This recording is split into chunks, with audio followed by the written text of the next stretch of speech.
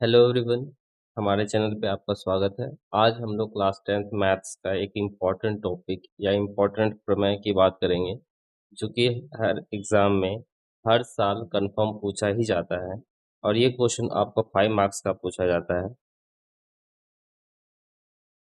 तो 5 मार्क्स का क्वेश्चन बहुत इम्पॉर्टेंट होते हैं एग्जाम के पॉइंट ऑफ व्यू से। तो आज हम लोग थेल्स थ्योरम को बहुत ही अच्छे तरीके से डिटेल में समझेंगे। और जैसा जैसा मैं आपको स्टेप बताऊंगा, आपको एग्जाम में डिटो वैसा ही करके आना है। आपका 1 मार्क्स भी नहीं कटेगा। ठीक है, तो चलिए स्टार्ट करते हैं आज का टॉपिक थेल्स प्रमेय। तो सबसे पहले जब थेल्स प्रमेय प्रूव करना हो तो बात करेंगे इसके कथन की। कथन लिखना बहुत जरूरी है, क्योंकि आपका एक नंबर स्टेटमेंट के ऊपर भी बेस्ड होता है। तो उस कथन हमें लिखना बहुत जरूरी है।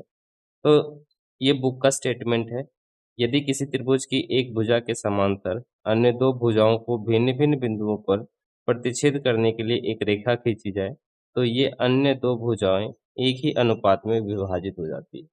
तो आपको स्टेटमेंट बुक का याद करके जाना है, क्योंकि आपको थेल्स प्रमेय प्रूव करने के लिए पहले स्टेटमेंट की जरूरत पड़ेगी, स्टेटमेंट लिखनी पड़ेगी। तो अगर आपको ये स्टेटमेंट याद नहीं होती तो मैं एक और आसान सा स्टेटमेंट लिखवाता हूँ आपको, आप वो भी याद करके जा सकते हैं। तो वो स्टेटमेंट हमारा कथन,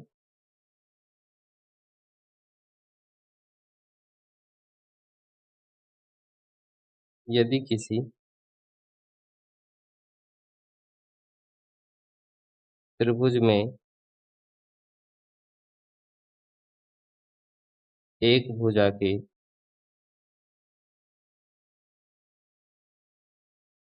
समांतर कोई रेखा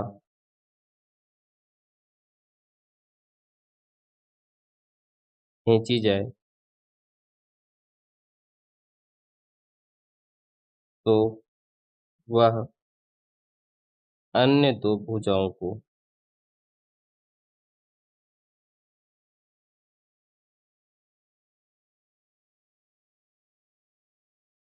समान अनुपात में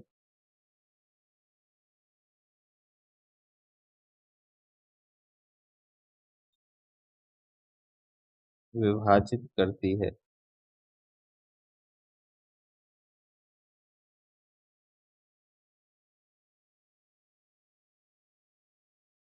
तो अगर आपको बुक का स्टेटमेंट याद नहीं होता तो आप ये स्टेटमेंट भी याद करके जा सकते हैं।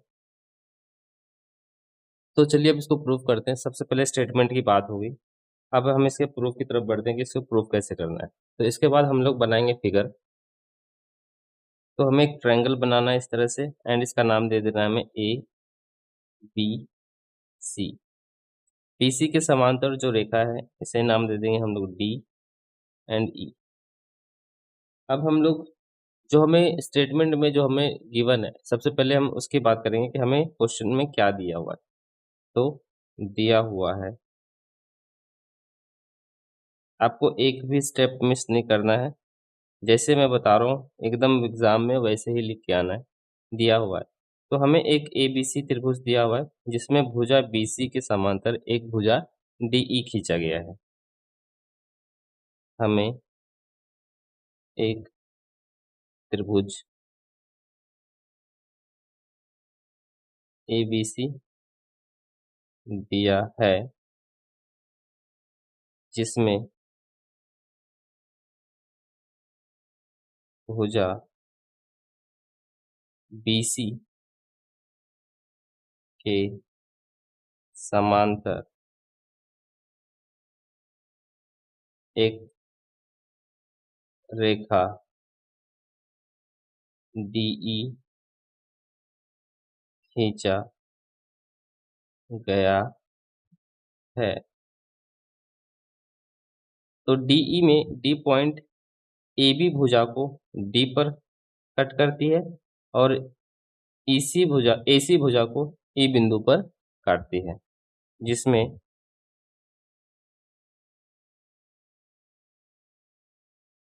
डी भुजा जिसमें डीई भुजा ए बी को डी बिंदु पर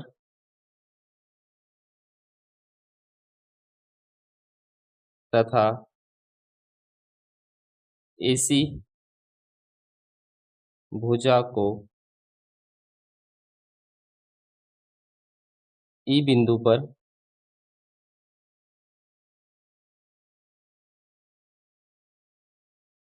प्रतिच्छेद करती है।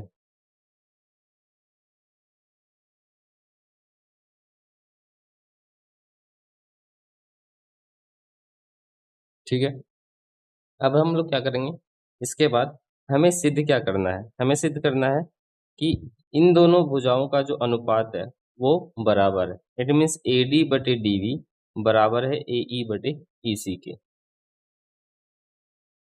तो सिद्ध करना है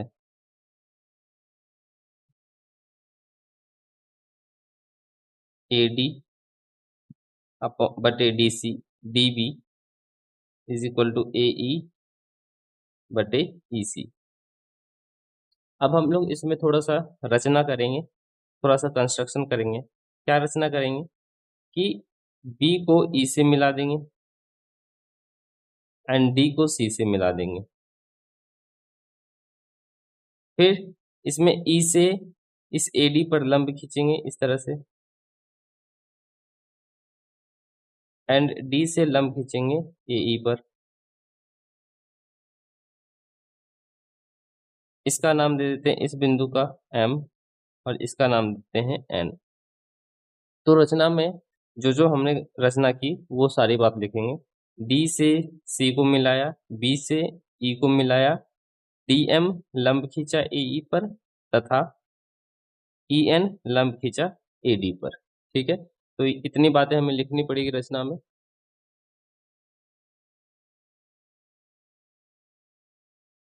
B से E को मिलाया,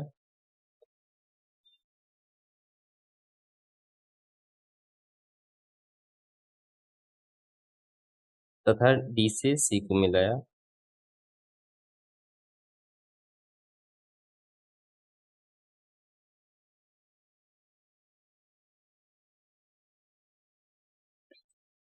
EN लंब खींचा AD पर,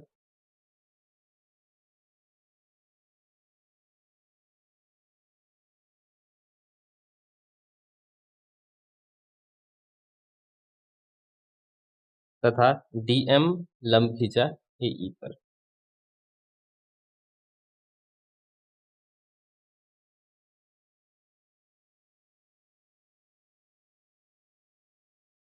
AE पर खींचा। इसके बाद हम लोग प्रमाण की बात करेंगे। तो प्रमाण हमारा है, अब हमें क्या करना है, हमें ये ऊपर वाला ट्रायंगल ADE लेना है। AD और E। तो हमें पता है कि त्रिभुज का क्षेत्रफल क्या होता है, 1/2 गुना आधार गुना ऊंचाई। तो हम क्या करेंगे, एक बार आधार इस तरफ से लेंगे क्योंकि हमें इस भुजा का अनुपात और इस भुजा का अनुपात लेना है। तो एक एक बार हमें आधार इधर से लेना पड़ेगा और एक बार आधार हमें इधर से लेना पड़ेगा। अगर इधर से आधार लेंगे तो ADE का आधार हमारा AD हो जाएगा और ऊंचाई इसका EN हो जाएगा। ठीक है, तो त्रिभुज का क्षेत्रफल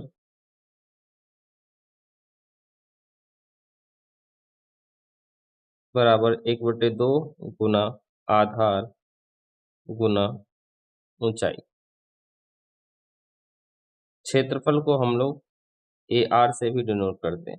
ठीक है, तो अगर हमें ADE का क्षेत्रफल लेना हो तो एरिया ऑफ ट्रायंगल ADE क्या हो जाएगा हमारा, 1/2 गुना आधार हमारा क्या था, आधार था हमारा AD और ऊंचाई था EN। तो हो जाएगा हमारा AD इंटू EN। अब हम क्या करेंगे, जब आधार हमने AD लिया तो इसी से जो इसके बाद वाला जो त्रिभुज है, ये त्रिभुज, इसको ले लेंगे हम, इसका क्षेत्रफल ले लेंगे। तो ये त्रिभुज है हमारा DB और E त्रिभुज। तो डी बी ई त्रिभुज का क्षेत्रफल भी क्या हो जाएगा, 1/2 गुना आधार गुना ऊंचाई। तो ए, त्रिभुज डी बी ई का क्षेत्रफल क्या हो जाएगा, 1/2 गुना आधार हमारा क्या हो जाएगा, इसमें आधार हो जाएगा हमारा डीबी, और ऊंचाई क्या हो जाएगा, डीबी, और ऊंचाई क्या हो जाएगा हमारा ईएन, ईएन। अब ऊंचाई ईएन कैसे हो जाएगा, यहाँ पे समझते हैं। अगर कोई त्रिभुज इस तरह से बन रहा है, ठीक है, तो इसकी ऊंचाई क्या होगी, इसकी ऊंचाई आधार के लंबवत, आधार के लंबवत जो रेखा आएगी वो इसकी ऊंचाई होगी। ठीक है, तो उसी तरह से यहाँ पे ये त्रिभुज जो है, इसका आधार, आधार के लंबवत ये ऊंचाई हो जाएगी इसकी ईएन। ठीक है, तो इन दोनों का अनुपात करेंगे, क्या हो जाएगा हमारा,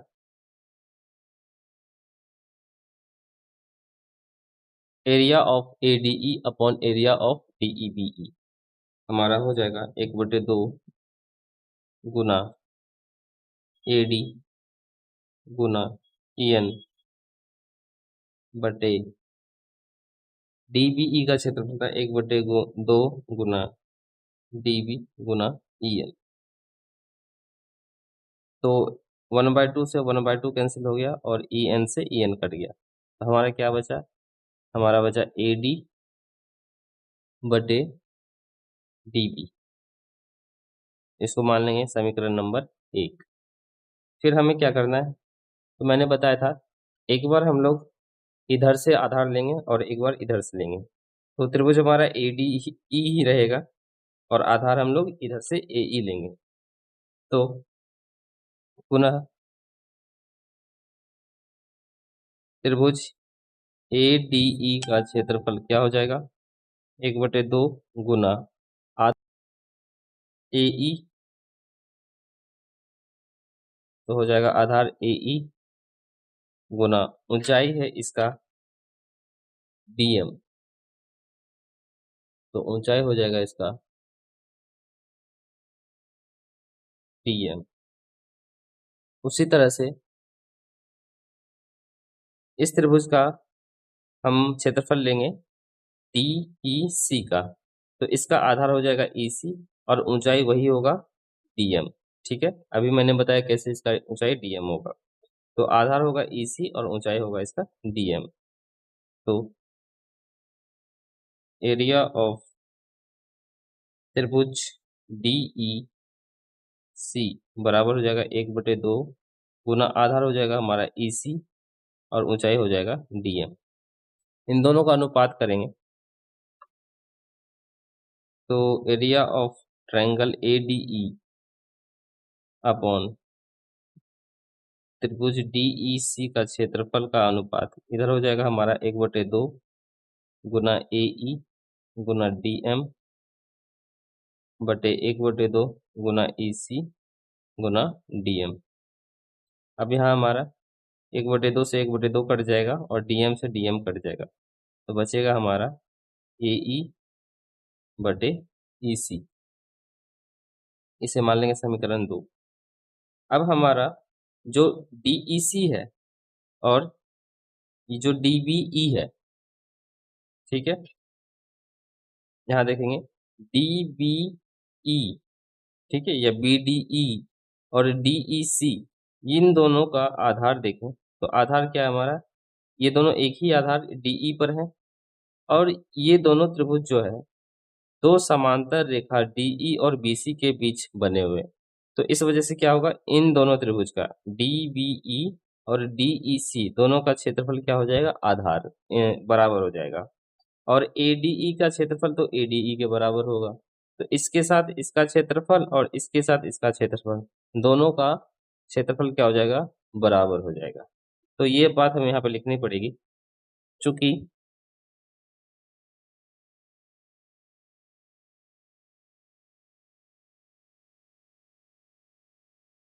त्रिभुज डीबीई एवं त्रिभुज DEC एक ही आधार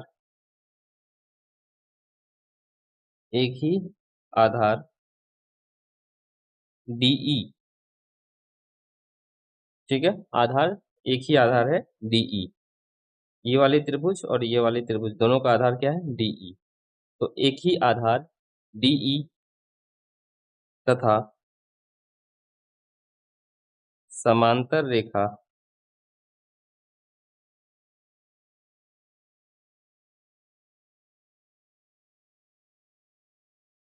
BC और DE के बीच बने हैं।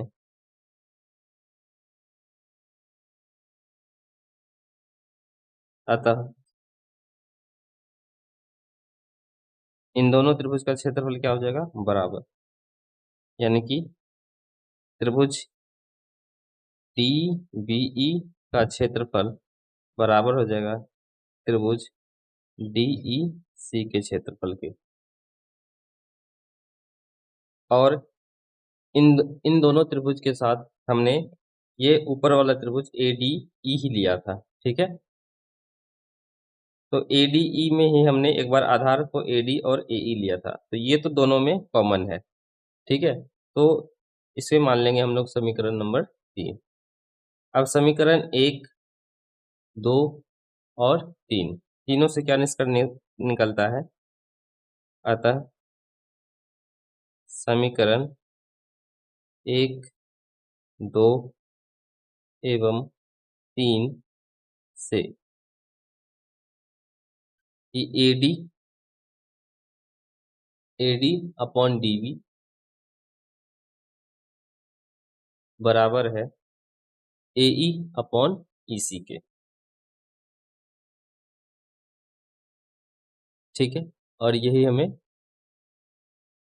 प्रमाणित करना था।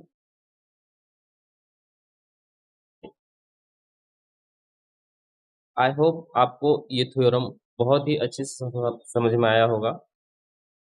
इसी तरह के और भी वीडियोस के लिए चैनल को सब्सक्राइब करें, क्योंकि इस चैनल पे हम लोग क्लास 10th मैथ्स के पूरे बुक के चैप्टर्स के सॉल्यूशन अपलोड करते रहते। तो